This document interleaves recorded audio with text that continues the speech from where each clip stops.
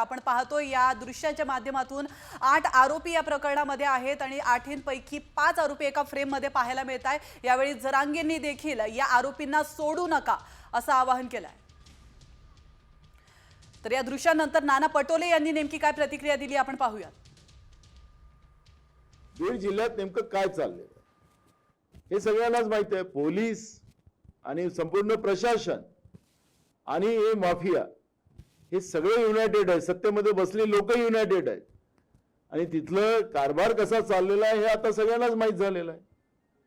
त्यामुळे मी त्या आरोपींची नावं घेण्यापेक्षा सरकारजवळ, म्हणून मगाशी मी आपल्याला माहिती देताना सांगितलं की गृह विभागाच्या माध्यमातून जे सत्ता पक्षामधले आमदार आहेत त्यांना माहिती दिली जाते आहे। तीच माहिती ते मांडतातच बाहेर। म्हणजे सरकारला सगळी माहिती आहे सरकारजवळ। हे सगळेच गुन्हेगार जे आहेत ज्यांचे व्हिडिओज आता आपण याच्यावर पाहत होतो, चॅनलवर पाहत होतो, हे सगळे गुन्हेगार त्याच्यामध्ये सोबत आहेत। मंत्रिमंडळातले लोक सोबत आहेत।